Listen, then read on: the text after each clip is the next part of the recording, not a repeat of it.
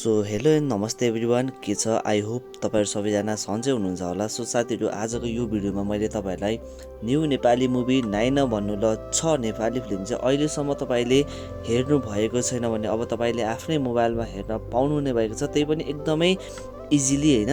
So कहाँ कसरी सबै डिटेल्स यो भिडियोमा म तपाईँहरूलाई भनिदिन्छु। पक्कै पनि भिडियोलाई अन्तिमसम्म हेरेर साथ दिनु होला। यदि हजुरहरूलाई यस्तै नेपाली फिल्महरू कहाँ आइरहेको छ, कसरी हेर्न सकिन्छ भन्ने कुराहरूको जानकारी यसरी नै अरू पनि थाहा पाउन चाहनुहुन्छ भने चाहिँ यस हाम्रो च्यानललाई सब्सक्राइब गरी नजिकै आएको घन्टीलाई क्लिक गर्न भने नभुल्नुहोला।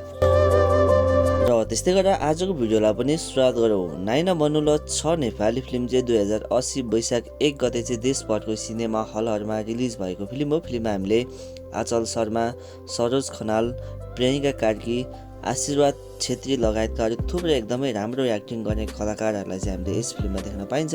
फिल्ममा हामीले ड्रामा, लभ स्टोरी देख्न पाइन्छ भने फिल्मको व्यापार भने एकदमै राम्रो भएको थियो। निकै नै राम्रो व्यापार चाहिँ यो फिल्मले गरेको थियो भने फिल्मको IMDb को कुरा गर्ने भने आउट अफ 10 मा चाहिँ 8 को एकदमै राम्रो रेटिङ थियो भने फिल्मको प्रड्युसरको काम भने विकास राज आचार्य, त्यस्तै गरेर समय लिया, तिमसिना, अरुण देव जोशी गर्नुभएको छ 3 जनाले। फिल्मको एडिटको काम भने सन्देश शाहले गर्नुभएको छ भने फिल्मको एक्सन डाइरेक्टर भने हिमाल केसी हुनुहुन्छ। त्यस्तै गरेर फिल्मको डाइरेक्टर भने विकास राज आचार्य हुनुहुन्छ र विकास राज आचार्यले डाइरेक्सन गरेको फिल्महरू एकदमै राम्रो हुने गरेको छ अहिलेसम्म चाहिँ। र फिल्मको डिजिटल राइट्स भने OSR डिजिटल युट्युब च्यानलले रहेको छ भने यो फिल्म अब तपाईँले घरमै बसी आफ्नै फोनमा एकदम सजिलैसँग हेर्न पाउनुहुने भएको छ होइन। सो सिम्पली फिल्म हेर्नको लागि यदि तपाईँहरू एन्ड्रोइड फोन छ भने तपाईँहरू प्ले स्टोरमा जानुहोला र iOS एप्पल छ भने तपाईँहरू प्ले स्टोरमा जानुहोला। त्यहाँ गइसकेपछि तपाईँले सिम्पली मैले भनिरहेको छु अगाडिदेखि त्यहाँ एउटा एप सर्च गर्नुपर्ने हुन्छ जसको नाम रहेको छ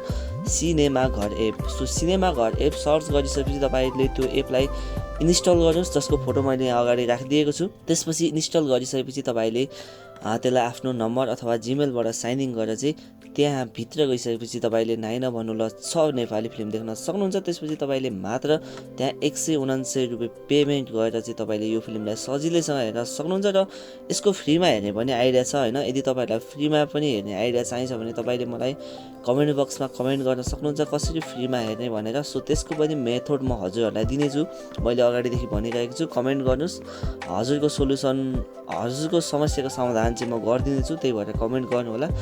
र आजको लागि छोटो मिठो अपडेट भने यति नै थियो। यदि हजुरहरूलाई यस्तै नयाँ नेपाली फिल्महरू कहाँ आइरहेको छ, कसरी हेर्न सकिन्छ भन्ने कुराहरूको यस्तै जानकारी थाहा पाउन चाहनुहुन्छ भने चाहिँ यस हाम्रो च्यानललाई सब्सक्राइब गर्नुहोस् र नजिकैको घन्टीलाई प्रेस गर्न भने नभुल्नुहोला।